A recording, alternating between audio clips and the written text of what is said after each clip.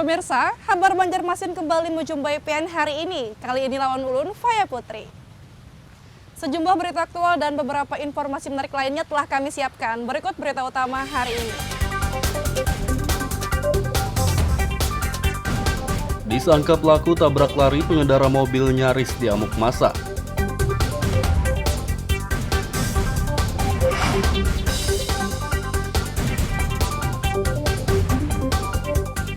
Mayat wanita yang ditemukan di hotel diduga meninggal dunia karena asma.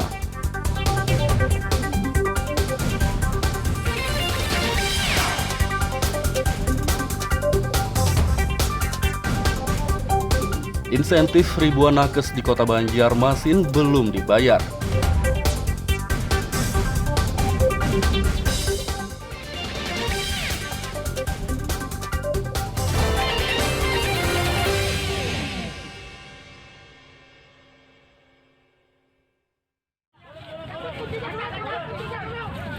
Disangka pelaku tabrak lari pengendara mobil nyaris diamuk massa pada Kamis siang.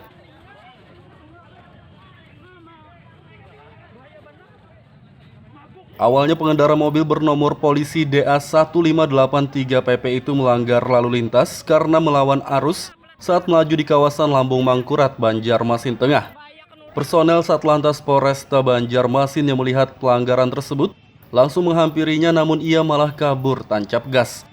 Pengendara yang diketahui masih di bawah umur itu dihentikan oleh sejumlah warga dan pengendara di kawasan Gatot Subroto, Banjarmasin Timur.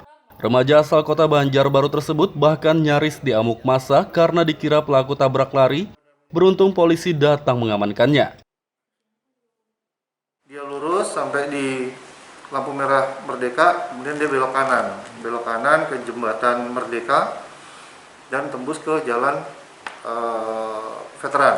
Nah, di veteran tersebut sempat senggolan dengan spion kendaraan atau roda 4 lainnya. Dan dia masih terus melajukan kendaraannya dan sampai di simpang 3 Kuripan Dalam atau di Pasar Kuripan, akhirnya dia ada menyenggol sebuah motor KLX. Nah, di situ akhirnya sampai dikejar-kejar oleh masyarakat. Nah, akhirnya mobil tersebut bisa dihentikan karena kebetulan di depannya ada truk berhenti di traffic light Gatot Dalam. Jadi untuk si pengendara sendiri saat ini gimana Anda? Jadi pengendara ini saat ini sedang kita amankan, yaitu di unit laka. Sementara kita akan periksa dulu. Pengendara yang tidak memiliki surat izin mengemudi tersebut langsung dibawa ke kantor polisi untuk pemeriksaan lebih lanjut. Dari Kota Banjarmasin, Lutfi Darlan dan Hafiz Rahman melaporkan.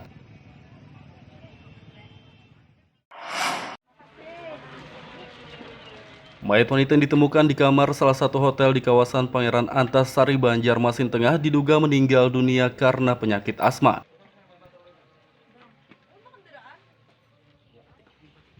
Mayat wanita bernama Gladys tersebut ditemukan di kamar nomor 139 Swiss Bell Hotel Borneo, kawasan Pangeran Antasari, Banjarmasin Tengah pada Rabu pagi.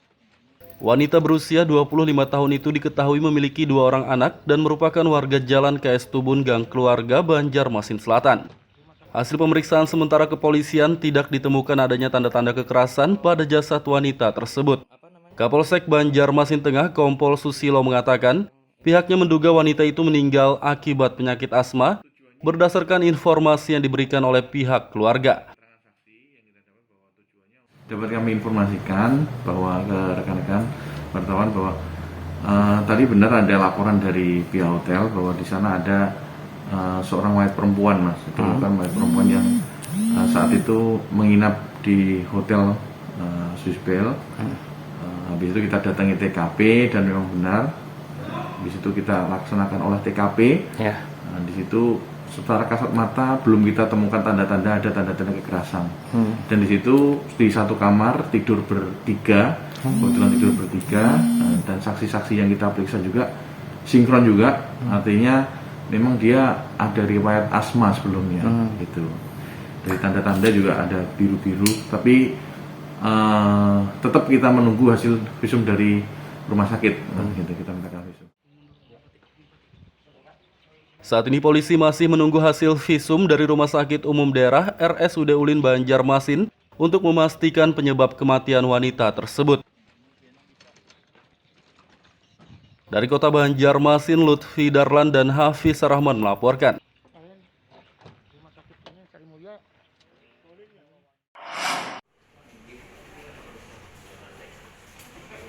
Penghasilan tambahan atau insentif tahun 2021 untuk ribuan tenaga kesehatan nakes di Kota Banjarmasin masih belum dibayar oleh pemerintah setempat.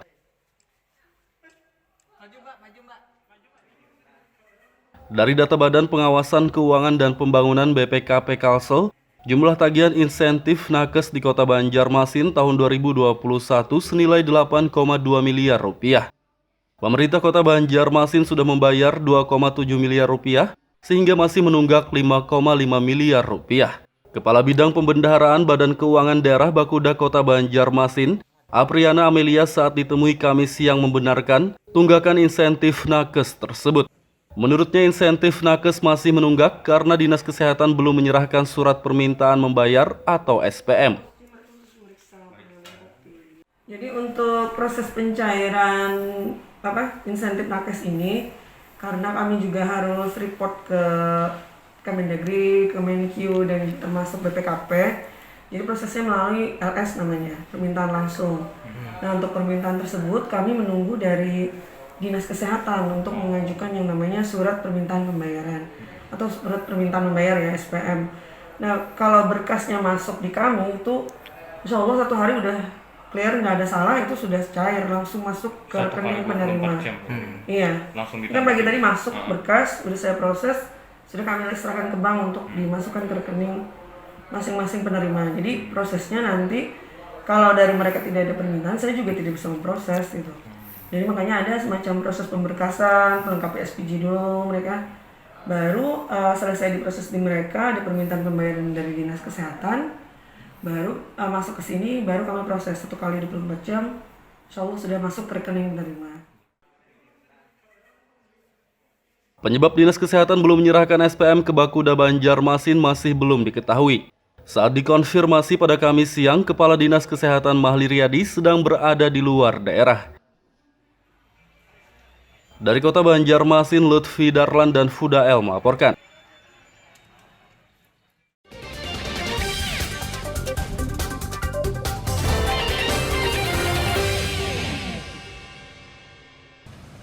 Pemirsa, masih bersama kami dalam Kabar Banjarmasin. Gesan pian yang hanyar bergabung, berikut berita Banjarmasin utama hari ini.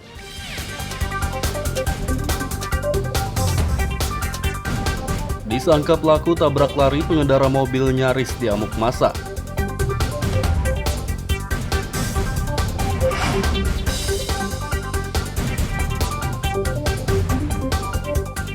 Mayat wanita yang ditemukan di hotel diduga meninggal dunia karena asma.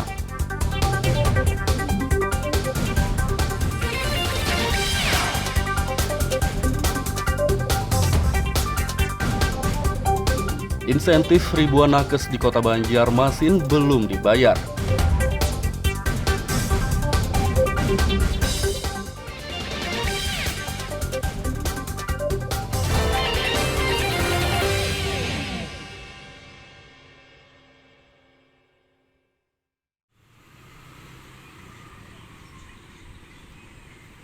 Taman Siring 0 km di kawasan Jenderal Sudirman, Banjarmasin Tengah menjadi tempat pembuangan sampah TPS liar. Sampah domestik atau sampah rumah tangga yang terbungkus dalam kantong plastik menumpuk dan berserakan di sekitar taman tersebut. Tumpukan sampah sempat dikeluhkan pengunjung taman karena menimbulkan aroma tak sedap yang mengganggu kenyamanan. Menanggapi keluhan pengunjung, Dinas Lingkungan Hidup Kota Banjarmasin memasang spanduk larangan membuang sampah di sekitar taman tersebut pada Kamis siang. Pada spanduk itu tertulis bagi yang kedapatan membuang sampah akan didenda 5 juta rupiah dan terancam hukuman penjara selama 3 bulan. Pak, kalau pasum itu taman dan sebagainya, cenderung ada saja masyarakat yang memanfaatkan dalam tanda petik membuang sampah sembarangan. Nah, jadi memang kami selama ini ya menghimbau pada masyarakat untuk selalu taat membuang sampah pada tempatnya, Atau juga kalau di daerah situ kan tidak sampai beratus-ratus meter sudah ada sebenarnya fasilitas kita, bak amro yang bisa mereka membuang ke sana. Apa susahnya itu meluangkan sedikit tenaga atau waktu ke tempat yang memang disediakan. Itu yang langsung kedapatan membuang. Kita juga dengan Pol PP teman-teman berkoordinasi, mudah-mudahan ya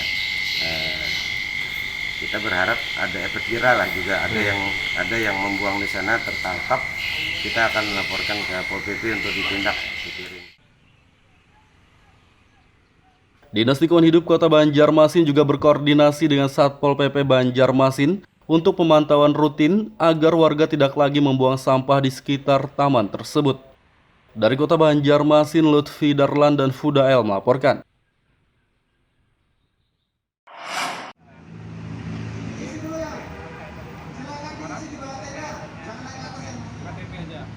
Mempercepat pemberian vaksin bagi masyarakat, TNI Angkatan Laut Lanal Banjarmasin menggelar vaksinasi COVID-19 massal untuk warga Kabupaten Banjar.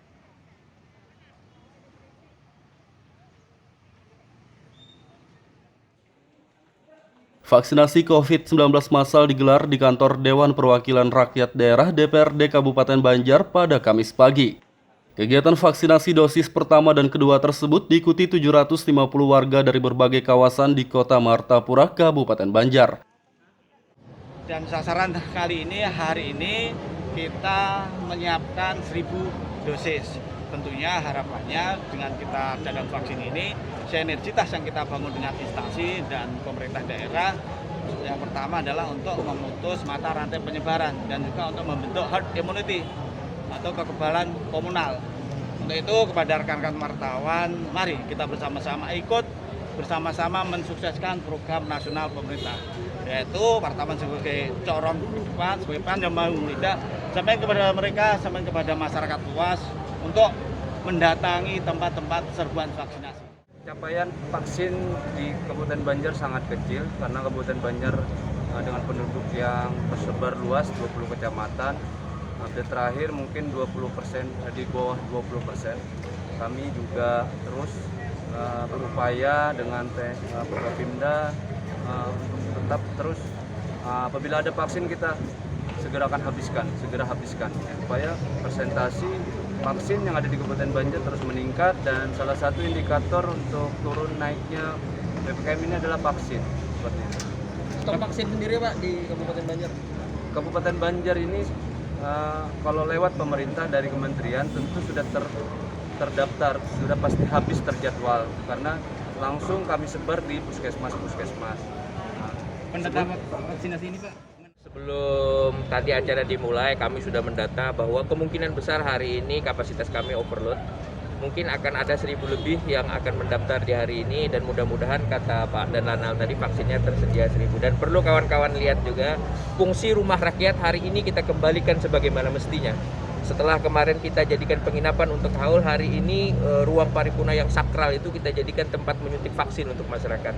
Ini yang akan kami gaungkan terus, bahwa DPRD Kabupaten Banjar akan menjadi garda terdepan dalam penanganan COVID.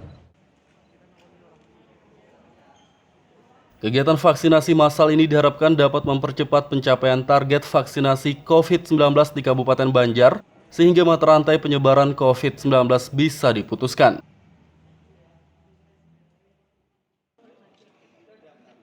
Dari Kabupaten Banjar, Lutfi Darlan dan Fahmi melaporkan.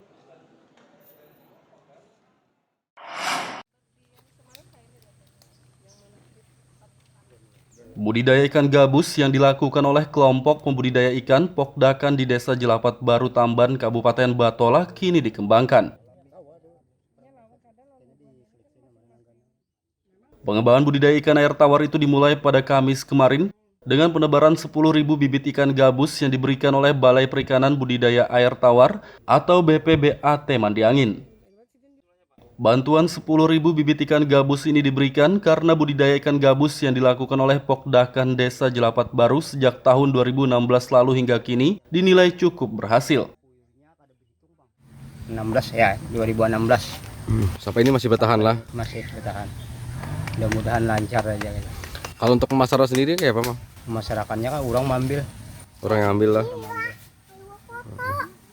Kalau harga benihnya itu kisaran berapa sampai berapa mah harganya? 800, 600 sampai 1100. Itu berdasarkan apa itu?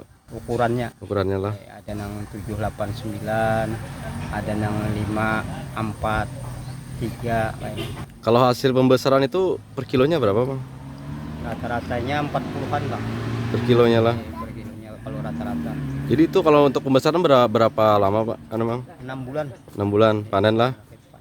Kalau untuk jual bibit biasanya berapa lama itu? Bisa 2 bulan. 2 bulan. Sudah bisa dijual lah. Sebulan setengah bisa.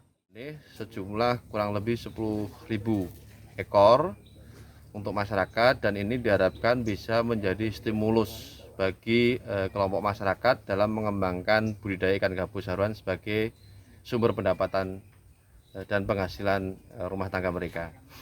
Jadi perlu saya sampaikan bahwa ikan gabus haruan ini itu mempunyai nilai ekonomis yang sangat tinggi, khususnya di Kalimantan Selatan, ya, di mana ikan gabus haruan ini konsumsinya sangat besar, ya, dan jumlahnya saat ini sangat terbatas, dan di mana selama ini orang cenderung menggantungkan, ya, sumbernya dari alam, dan sedangkan stok di alam sekarang sudah berkurang.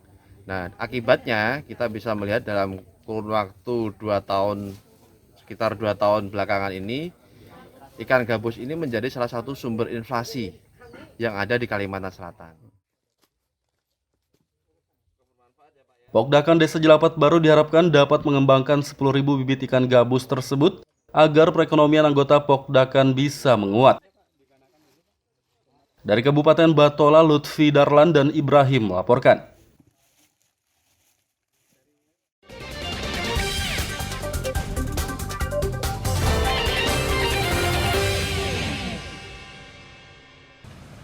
Pemirsa, masih bersama kami dalam Kabar Banjarmasin. Gesan pian yang hanyar bergabung, berikut berita Banjarmasin utama hari ini.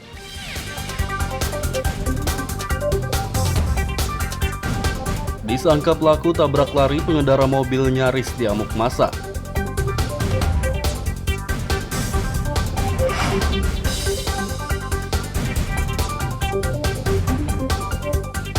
Mayat wanita yang ditemukan di hotel diduga meninggal dunia karena asma.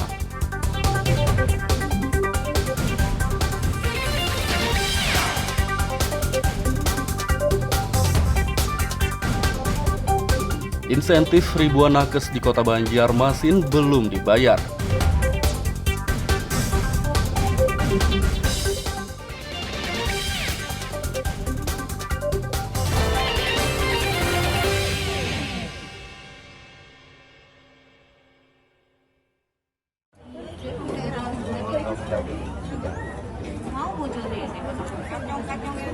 Seribu 200 pedagang yang terdampak pandemi COVID-19 di Kota Banjarbaru diberi bantuan tunai dari pemerintah pusat yang disalurkan melalui Kodim 1006 Banjar.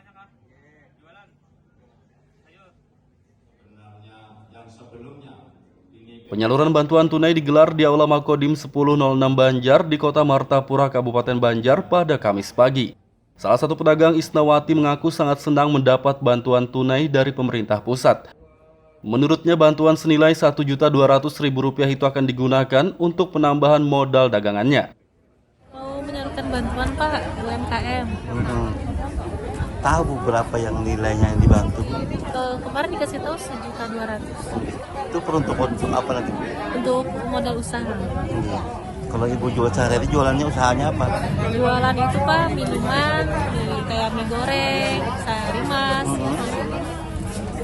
Ibu tahu bahwa ibu dapat tuh kemarin kapan didatangin ibu? 1 minggu atau 2 minggu yang lalu Pak. Ibu warungnya di mana? Di rumah Pak. Di mana warungnya? Di Guntung Harapan. Kodim 1006 Kabupaten Banjar dengan jumlah 1.200 orang, dan alhamdulillah setiap penerima ini dengan plafon atau angka juga Rp1.200. Jadi kalau di total diserahkan bantuan lewat Kodim 1006 ini Rp1.440.000.000. Kami mengucapkan terima kasih, dan ini alhamdulillah semua warga penerima juga hadir menerima bantuan kita. Panjangan terakhir ini adalah mobilitas. Pemerintah Kota Banjarbaru berharap bantuan tunai yang diberikan pemerintah pusat dapat menguatkan kembali perekonomian para pedagang Kota Banjarbaru yang terdampak pandemi COVID-19. Dari Kota Banjarbaru, Lutfi Darlan dan Fahmi melaporkan.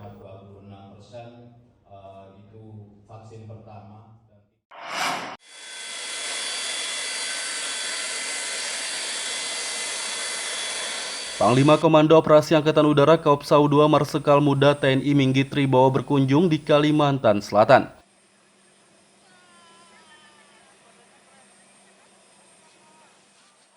Marsikal Muda TNI Minggit Tribowo bersama rombongan tiba di Bandara Samsudinur Banjarmasin di Kota Banjarbaru pada Rabu siang. Kedatangannya di Kalsel dalam rangka kunjungan kerja dan meninjau sejumlah aset milik TNI Angkatan Udara Kalsel yang baru selesai dibangun, seperti gedung taman kanak-kanak dan sarana olahraga. Marsikal Muda TNI Minggit Tribowo juga meninjau lapangan tembak Dwi Harmono di Desa Maluku Baulin, Kabupaten Tanah Laut. Ia berharap lapangan tembak di lahan bekas lapangan terbang zaman penjajahan Jepang itu dapat diberdayakan untuk masyarakat. Ini tentu saja buah dari kerjasama yang sangat baik antara Bapak Bupati, Bapak Kepala BPN, kemudian Bapak Komandan Lanut Samsudinur, sehingga aset negara ini bisa dikeluarkan sertifikat dengan harapan ke depan bisa kita berdayakan untuk kepentingan tidak hanya aspek pertahanan tetapi juga bisa kita tingkatkan untuk masyarakat khususnya Kalimantan Selatan pada umumnya Kalimantan dan Indonesia. Itu yang tugas yang kami laksanakan di sini. Semoga kerjasama ini bisa kita tingkatkan terus dan kita mensupport pembangunan seluruh sarana prasarana aset untuk aspek pertahanan maupun untuk pembangunan secara umum di masyarakat Kalimantan. Tadi ada usulan, mohon izin Panglima, usulan dari Pak Bupati untuk memanfaatkan fasilitas ini dengan sekolah ada membuka ya, sekolah betul. Jadi kami tadi bincang-bincang dengan beliau, ada usulannya sangat menarik. Tentu usulan ini akan kami respon dengan berbagai macam stakeholder yang ada, kami laporkan ke pimpinan, kami evaluasi, kemudian peluang apa saja yang bisa kita kembangkan terhadap aset ini, termasuk diantara saran masukan dari Bapak Bupati. Dalam kesempatan ini, Panglima Kopsau II juga memberi penghargaan dan sejumlah bantuan untuk masyarakat Kalsel. Selain itu, ia juga memantau vaksinasi COVID-19 yang digelar di Rumah Sakit TNI Angkatan Udara di Landasan Ulin, Kota Banjarbaru. Dari Kota Banjarbaru, Lutfi Darlan dan Ahmad Fauzi melaporkan.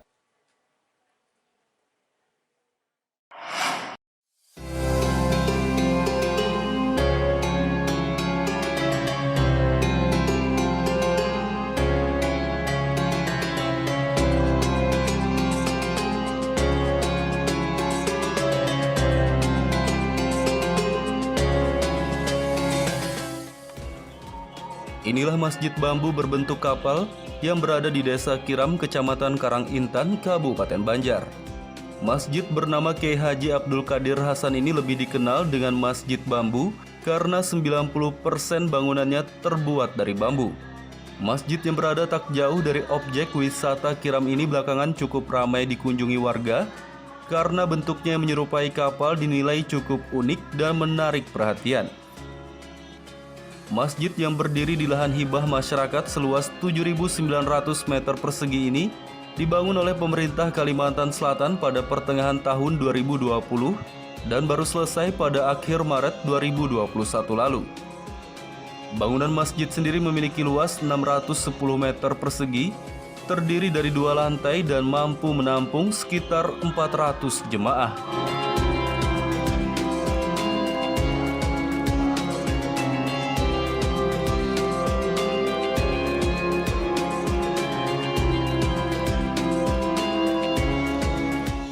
Masjid yang dibangun dengan biaya 11,9 miliar rupiah ini menggunakan bambu jenis apus dan petung yang didatangkan dari Pulau Jawa. Kedua jenis bambu itu bisa bertahan hingga 30 tahun jika dirawat dengan baik. Pengurus Masjid Bambu Haji Asmaniansah mengatakan, masjid ini dibangun berbentuk menyerupai kapal untuk melambangkan kekokohan seperti kokohnya kapal Nabi Nuh. Mengambil sejarah perahunya Nabi Nuh. Mungkin itu saja yang bisa kami jelaskan. Memang bentuknya seperti perahu ya Pak? Iya, Sengaja bentuk perahu. Ada berapa lantai Pak Haji? Dan fungsinya apa aja? Masjid ini terdiri dari 2 lantai. Lantai pertama atau lantai dasar itu untuk tempat wudhu dan toilet, dan lantai atas itu untuk ruang masjid.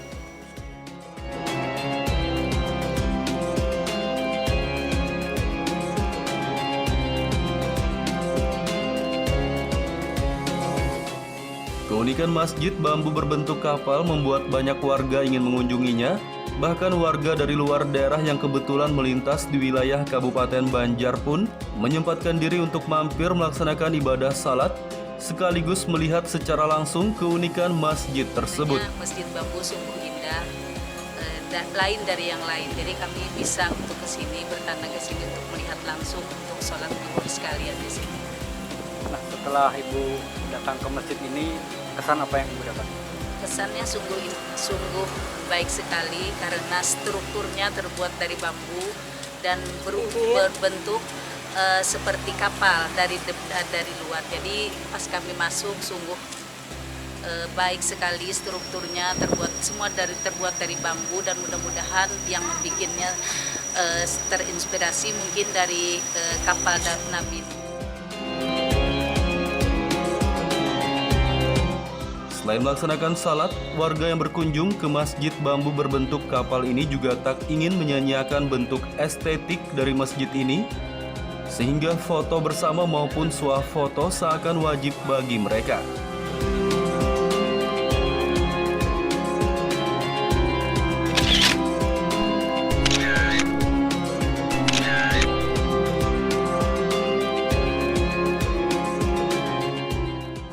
Masyarakat yang berkunjung ke masjid bambu ini diimbau menerapkan protokol kesehatan. Jangan sampai niat berwisata religi malah berujung tertular penyakit COVID-19.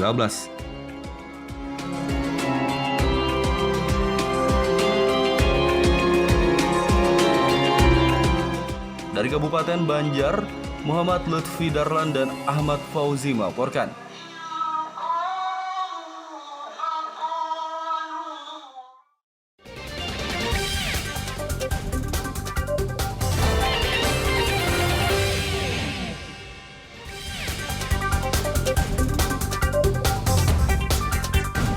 Disangka pelaku tabrak lari pengendara mobil nyaris diamuk massa.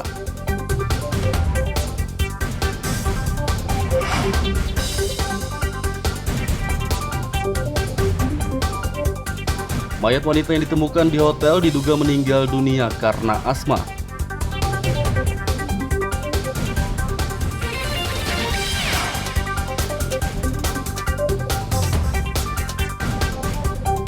Insentif ribuan nakes di Kota Banjarmasin belum dibayar.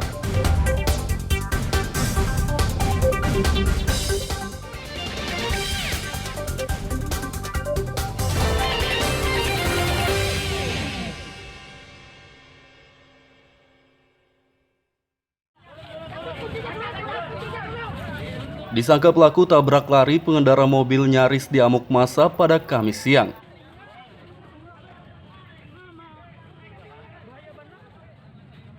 Awalnya pengendara mobil bernomor polisi DA1583 PP itu melanggar lalu lintas karena melawan arus saat melaju di kawasan Lambung Mangkurat, Banjarmasin Tengah. Personel Satlantas Polresta Banjarmasin yang melihat pelanggaran tersebut langsung menghampirinya, namun ia malah kabur tancap gas. Pengendara yang diketahui masih di bawah umur itu dihentikan oleh sejumlah warga dan pengendara di kawasan Gatot Subroto, Banjarmasin Timur.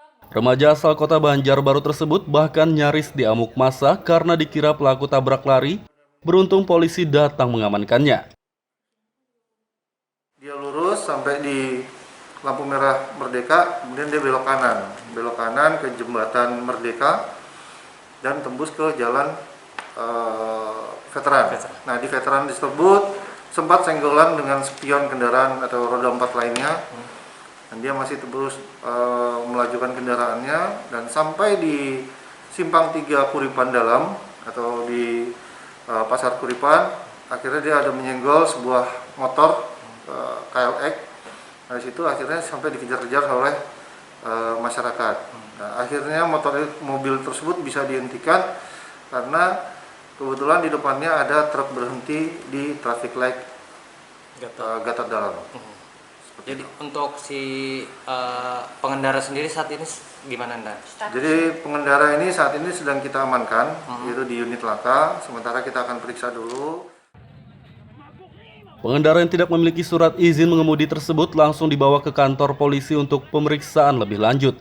Dari Kota Banjarmasin, Lutfi Darlan dan Hafiz Rahman melaporkan.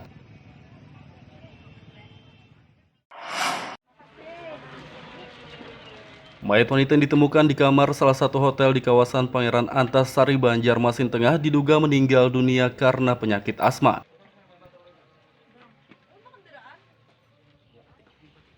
Mayat wanita bernama Gladys tersebut ditemukan di kamar nomor 139 Swiss Bell Hotel Borneo, kawasan Pangeran Antasari, Banjarmasin Tengah pada Rabu pagi. Wanita berusia 25 tahun itu diketahui memiliki 2 orang anak dan merupakan warga Jalan KS Tubun, Gang Keluarga, Banjarmasin Selatan.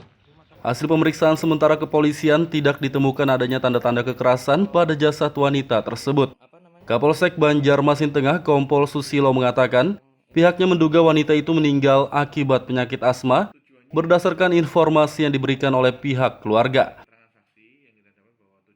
Dapat kami informasikan bahwa ke rekan-rekan wartawan bahwa tadi benar ada laporan dari pihak hotel bahwa di sana ada seorang mayat perempuan, Mas. Mayat perempuan yang saat itu menginap di hotel Swiss Bell. Habis itu kita datangi TKP dan memang benar. Di situ kita laksanakan olah TKP. Di situ secara kasat mata belum kita temukan tanda-tanda ada tanda-tanda kekerasan. Dan di situ di satu kamar tidur bertiga, kebetulan tidur bertiga, dan saksi-saksi yang kita periksa juga sinkron juga, artinya memang dia ada riwayat asma sebelumnya, gitu. Dari tanda-tanda juga ada biru-biru, tapi tetap kita menunggu hasil visum dari rumah sakit, gitu, kita minta visum. Saat ini polisi masih menunggu hasil visum dari Rumah Sakit Umum Daerah RSUD Ulin Banjarmasin untuk memastikan penyebab kematian wanita tersebut. Dari Kota Banjarmasin, Lutfi Darlan dan Hafiz Rahman melaporkan.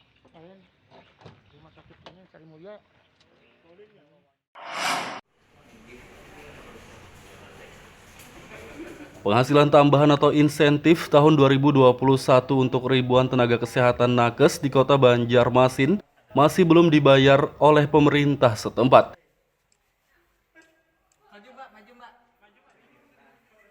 Dari data Badan Pengawasan Keuangan dan Pembangunan BPKP Kalsel, jumlah tagihan insentif nakes di Kota Banjarmasin tahun 2021 senilai 8,2 miliar rupiah. Pemerintah Kota Banjarmasin sudah membayar 2,7 miliar rupiah sehingga masih menunggak 5,5 miliar rupiah. Kepala Bidang Pembendaharaan Badan Keuangan Daerah Bakuda Kota Banjarmasin, Apriana Amelia saat ditemui Kamis siang membenarkan tunggakan insentif nakes tersebut. Menurutnya insentif nakes masih menunggak karena Dinas Kesehatan belum menyerahkan surat permintaan membayar atau SPM. Jadi untuk proses pencairan insentif nakes ini, karena kami juga harus report ke Kemendagri, Kemenkyu, dan termasuk BPKP, jadi prosesnya melalui LS namanya, permintaan langsung. Nah, untuk permintaan tersebut kami menunggu dari Dinas Kesehatan untuk mengajukan yang namanya surat permintaan pembayaran atau surat permintaan membayar ya, SPM. Nah, kalau berkasnya masuk di kami itu insya Allah 1 hari udah clear, nggak ada salah, itu sudah cair, langsung masuk ke rekening penerima. Iya, kan pagi tadi masuk berkas, udah saya proses, sudah kami serahkan ke bank untuk dimasukkan ke rekening masing-masing penerima. Jadi prosesnya nanti kalau dari mereka tidak ada permintaan, saya juga tidak bisa memproses gitu. Jadi makanya ada semacam proses pemberkasan, pelengkapi SPG dulu mereka, baru selesai diproses di mereka, ada permintaan pembayaran dari Dinas Kesehatan, baru masuk ke sini, baru kami proses 1 kali 24 jam, insya Allah sudah masuk ke rekening penerima. Penyebab Dinas Kesehatan belum menyerahkan SPM ke Bakuda Banjarmasin masih belum diketahui. Saat dikonfirmasi pada Kamis siang, Kepala Dinas Kesehatan Mahli Riyadi sedang berada di luar daerah. Dari Kota Banjarmasin, Lutfi Darlan dan Fudael melaporkan. Pemirsa, informasi tadi sekaligus menutup perjumpaan kita kali ini. Saya Faya Putri lawan Buan Redaksi mengucapkan selamat beraktivitas, sampai jumpa.